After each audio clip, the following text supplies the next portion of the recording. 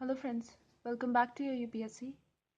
Today in Geography of India, we are going to complete the part 2 of Soils of India. So let's get started. So in last lecture of Soils of India, we have completed the soil, its type and the basic characteristic of Indian soil, okay? And distribution of soil in India. Now we will look into basic problem of Indian soils, okay?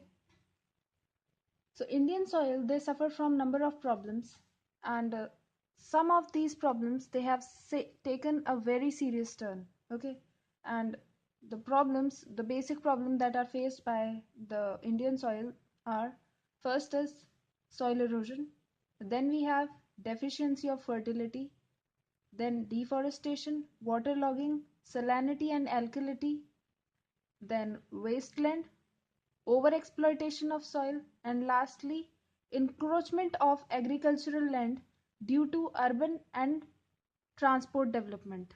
Okay, so these are the basic problems of soils in India. Now we will look into each of the problems in detail. So the first problem is soil erosion. Soil erosion, it is the first and foremost and most important problem that has taken a totally serious turn. Okay, so what exactly is soil erosion? Soil erosion is basically a removal of soil by the force of nature. Okay, so either by wind action or the action of water, the soil, the top layer of the crust, okay, that is soil, it is removed. Okay, and this removal is very rapid. Okay, and this removal is so rapid that the process of formation of soil cannot replace it. Okay, like one case will be like this, that the soil is being removed but the same amount of soil is being replenished. Okay, but in soil erosion what happens, the removal of soil is much faster and the replenishment of soil is very slow. Okay, so this is what is considered as soil erosion. Now we have basically two types of soil erosion based on the natural agent which are working on it. Okay, so first we have water erosion, then next we have wind erosion. Water erosion is basically a removal of soil or top layer of soil by the flow of water. Okay, so this layer is removed by fast flow of water during either during heavy rainfall or during floods. Okay, now the water erosion, it is taking away, during water erosion, the water, it takes away the lighter particle with itself, and the coarser particles, they are left behind because they are heavy. Okay, so they are left behind, and because of such things the structures are formed. Okay, so we have structures like surface creep, okay, gullies, then we have railings, etc., so they are formed. Okay, now because we have water erosion and different structures are formed, so on that type we have given different names to different type of erosion. So we have basically four types of erosion. First is gully erosion, then is rill erosion, then sheet erosion, and lastly we have glacial erosion. So firstly we will talk about rill erosion. Rill erosion is basically when the water, it continues to flow for a longer period of time.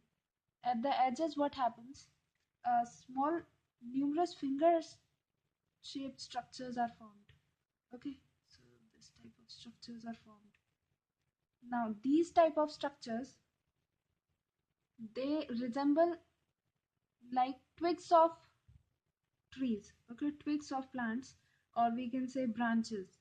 Okay, and this is the trunk, these are the branches. Okay, so like this whole form, it looks like a tree structure, and this type of erosion, it is what is called as rill erosion.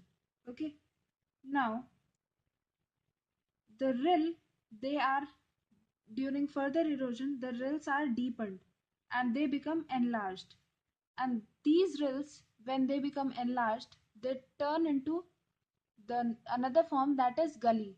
So this type of erosion is known as gully erosion. Now the gully erosion,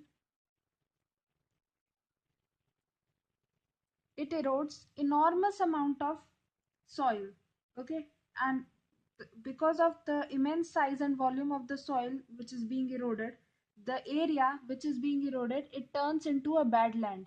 Okay, so we have badland topography in this area. Then after that, the the erosion, if it takes more further, if it is more intensified, then it will turn into riverine. Okay, so the deeper gullies, they are known as, see, the deeper gullies will be like 3 to 4 meter deep, but if they are more deeper, okay, like 30 meters deep or more, then they will turn into a ravine, sorry. Okay, they will turn into a ravine. Now, the another type of erosion is when the entire sheet of the the entire top layer or the top sheet is washed away because of the action of water, then this type of erosion is known as sheet erosion. Okay, and lastly, we have glacial erosion. Glacial erosion is actually the large scale soil erosion which is caused by the movement of glaciers. Okay, that is known as glacial erosion. And likewise, we also have sea erosion. In sea erosion, the sea waves, they actually come towards the land and they erode the coastal area, and this type of erosion is known as sheet erosion, sorry, sea erosion. Okay, the next type of erosion is wind erosion. Wind erosion, it basically takes place in the arid area or semi-arid area having little rainfall. Okay, so the most prominent active agent here is wind. Okay, so the soil is blown away by the wind action. Okay, and because we have less agriculture here and the soil, it is loose, hence we have considerable amount of mm, the material or the sand, it is blown away to different places. Okay, now as we have done in the weathering and erosion chapter, the saltation process in it, the very fine and medium sand are moved by the wind in succession of bound and leaps. Okay, this process is known as saltation.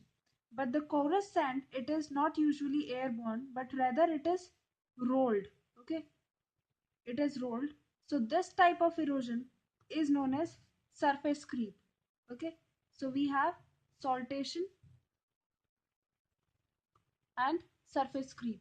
Okay, so they are basically the wind erosion types of wind erosion. Okay,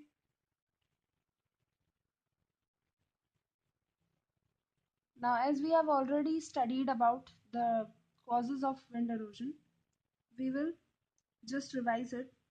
So the human factors that are responsible for soil erosion is, first is desertification, then the next is overgrazing, and lastly we have faulty methods of agriculture which are responsible for high amount of soil erosion. Okay, now the next major problem of Indian soil is soil salinity and soil alkalinity. Okay, alkalinity. So the soil salinity and soil alkalinity, they are result of over irrigation in the canal irrigated area. Okay, so in this canal irrigated area, the plenty of water is available, and the farmers, they are indulged in over irrigation of the field. Okay, now because of over irrigation of the field, the groundwater level, it rises up, and the saline and alkaline efflorescence containing uh, the salts of sodium, calcium, and magnesium, they appear on the surface as a layer of white salt through the capillary action. Okay, so this actually causes the salinity or alkalinity of the soil. Okay, what happens? See, this is the water table.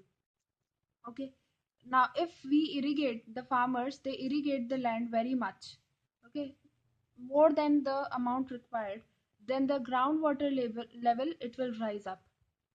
Now as it will rise up because of capillary action, the mineral content will also rise up, and the minerals, they are basically salts. Okay, they are mainly salts, so they will collect here as the form of white layer. Okay, now the salinity, if we see, salinity means predominance of chlorides and sulfates of sodium and calcium and magnesium of in the soils. Okay, so these things, calcium, magnesium, and sulfates of sodium and chlorides of sodium, they are in such a good quantity or such a large quantity that they seriously interfere the growth of most of the plants. Okay, and if we talk about alkalinity, then we have dominance of sodium salt, especially sodium carbonates. Okay, now because of the salinity and alkalinity, it always indicates an extension of waterlogging. Okay, so during waterlogging, the salt incrustation, it takes place, and it forms a through tendencies. Okay, the through tendencies are formed. Now the best example, if we can take, it is the Indira Gandhi canal that was formed for the irrigation project in Rajasthan area. Okay, so here what happened was, the soil, the sandy soil, it is more prone to alkalinity and salinity. Okay, now because of the Indira Gandhi canal, the irrigation was not a problem, so the farmer, they used to over irrigate the farms, and because of which the area, it became more saline and more alkaline, because the water, due to capillary action, it brought the salt content, which were underground salt content, over the surface layer, and the soil, it became more infertile and more saline. Okay, so that was the problem. The next problem is desertification. Desertification we have already discussed many of times. Then over exploitation of soil. Over exploitation, it simply means overgrazing, or we can say over irrigation, sorry, over agriculture. That means intensive agricultural practices. Okay, so like these type of intensive agricultural practices and other intensive works on the soil, they degrade the quality of soil. Okay, lastly we have wastelands. Wastelands, they are formed when the soil, it becomes useless, so it is abandoned. Okay, so the wastelands are formed. Now how can we conserve the soil? What are the methods of soil conservation that we will discuss now? So the soil conservation method, it includes all the methods and all the practices which are helping in the protection of soil from erosion and exhaustion. Okay, so it prevents the methods which prevent soil from being exhausted or being eroded. They are also included in the methods of soil conservation. So the various scientists, they have tried to bring out various different methods for the soil conservation. Now the basic methods of soil conservation is, first one is afforestation. It is the best method of soil conservation. Okay, it will help in various uh, problems of that is faced by soils in India. The next is checking on overgrazing. See, because India, we have the huge amount of cattle. Okay, so the cattle population is also very high, so the land should be allotted for grazing. Okay, and the forested land and the grasslands, they should be checked that the reserved area, they are not being eaten up by these kettles. Okay. Now the animals that are moving freely about the fields, they spoil the soil by their hooves. Okay, and this leads to soil erosion. So that should also be checked. The area for their grazing should be reserved so that the other areas should not be damaged by these animals. Next is construction of dams. Now, the soil erosion is also caused by flooding. Okay, the water erosion we have already discussed. So the flooding is one of the major cause of soil erosion. So to avoid flooding, we can construct dams across the seas. They can check the speed of water and save soil from being eroded. Okay, and along with the conservation of soil, we can also use these dams for various purposes like generation of electricity and etc etc. Okay, then next is changing of agricultural practices. See, we use various unruly methods for agriculture. Okay, and these methods, they actually damage the soil to a very great extent. So using good methods of agriculture or using good agricultural practices will not only help in the slowing down the speed of the, this damage of soil, but it also will help in replenishing the soil. So the basic methods of soil conservation or the agricultural practices, best method of agricultural practices are: first one is crop rotation. Crop rotation is actually, it is a practice in which the first crop is grown. Okay, so this first crop that is grown, it will take away some minerals for its growth from the soil.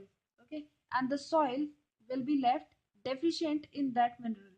So the next crop that we will grow here, the the crop should be such type that it should replenish this the nutrient that was taken away by the soil with without any use of fertilizers. Okay, so like we have grown crops like wheat. Okay, so wheat, it requires nitrate for its growth. So the when the wheat, it is taken away, okay, when it is reaped, okay, then the next crop that we will grow should be a leguminous crop like groundnut, etc. So these crops will replenish the nitrate back to the soil. The nitrogen content will be gained back by the soil because these soils, these plants, they actually have legumes in their roots. Okay, and these legumes, they actually, the roots, they will convert the atmospheric nitrogen into nodules, nitrogenous nodules on its root, and this will replenish back the nitrogen content of the soil. Now, along with it, we can also practice some of the methods like mixed cropping. So, in mixed cropping, different strips of crops are grown. Like here, if we are growing wheat, then here we will grow something else. Then again wheat. So the content, the mineral which this crop is exhausting, the other one will replenish back that mineral at the same time. Okay, so the fertility of soil will remain as it is. So that practice can practice can be changed. Okay, so the crop rotation and mixed cropping should be done. Then our next practice is strip cropping. So strip cropping, in it, the crop may be cultivated in alternate strips that are parallel to one another. Okay, so the strips are formed, so the crops, they are cultivated in alternate strips that are parallel to one another. And in it, some strips they are allowed to lie fallow, while other they are sown with different crops like grain, legumes, small trees, crop, grass, etc. So the various crop they ripe at different time of the year, and they are harvested at the intervals, different intervals. So this ensures that at no time of the year the entire area is left bare or exposed. Now, because of it, the soil erosion will be reduced. Okay. So the tall growing crops they act like windbreaks, and the strips, which are often parallel to the contours, they help in increasing water absorption by the soil, and thus they are helping in slow down of runoff water. Okay, so this is strip cropping. Then next we have use of early maturing varieties. Now, if we use early maturing varieties, it will take less time for the crop to mature. Okay, and thus it will give less pressure to the soil. Okay, and if it will give less pressure to the soil will remain healthy, and it may also help in reduction of soil erosion. Then the next practice is contour plowing. Contour plowing is actually when the plowing is done at the right angle of the hill slope, following the natural contours of the hills. Okay, so if the farming is done along the same contours, following the same contours, natural contours of the hills, then it will prevent excessive soil loss as gullies. Okay, so the gully erosion will not take place, and as we have contours, then the plants they will stop the runoff. Okay, so the runoff will be stopped, and the plants they will get more water. Now if we look at these type of plants, this type of fields, they will look like contours in the map. Okay, the next we have terracing or contour building. Terracing or contour building, it is also done along hill slopes, and it is very effective and one of the oldest methods of soil conservation. Okay, in it what happens is the hill slopes they are cut into number of terraces like this. Okay, so it looks like a step type of structure. Okay, so the terraces they are cut, and they have horizontal slopes, tops, and the steep slopes. Okay, on the back and forth. So these type of slopes they are cut into steps. Okay, and the contour budding is involved. Bunding is involved, and the construction of banks are done along the contours. Okay, so this terracing and contour bunding, it divides the hill into numerous small slopes which checks the flow of water. So it checks the flow of water, promoting absorption of water by the soil and saving the soil from soil erosion. Okay, and then we have retenting wall of terraces that controls the flow of water and helps in reduction of soil erosion. So it is like this. We will have first slope. Okay, so this is our first slope. Then here we will have our second slope. Then here we will have our third slope. So like this we will have our slopes. Okay, and this area is this is what is known as terracing, and here we will have retenting walls which will stop the soil from moving, for flowing downwards, so the water will be stopped and it will get absorbed here. Okay, so the bunding, it has it is used for conservation of soil erosion along with the terracing process. Okay, Next, we have plowing the land in right direction. So if we plow the land in direction perpendicular to the wind direction, it will reduce the velocity of velocity of wind, and it will protect the topsoil from being eroded. See, if the wind direction is in this direction, then if we grow the crops like this, then the speed of wind, because of this parallel barriers, it will slow down. Okay, it will get reduced, and thus we will have less erosion of soil. Okay, now last but not the least, check on shifting cultivation. Now the shifting cultivation, it leads to damaging of patches of forest land. Okay, so the patches of forest land, they lose their fertility and they are abundant. So if we check and reduce the shifting cultivation that is practiced by the tribal people, in which they switch over the settled agriculture in very efficient method. Okay, so if we stop this practice, then what will happen? The shifting cultivation will be stopped and the soil will be conserved. How? The abundant land that they leave behind. Okay, so it remains like fallow for quite a long period of time, and during this time the soil fertility is further reduced because of erosion. Okay, so if the shifting cultivation will not be practiced, then the soil fertility, because the forest is growing here, the soil fertility will be static.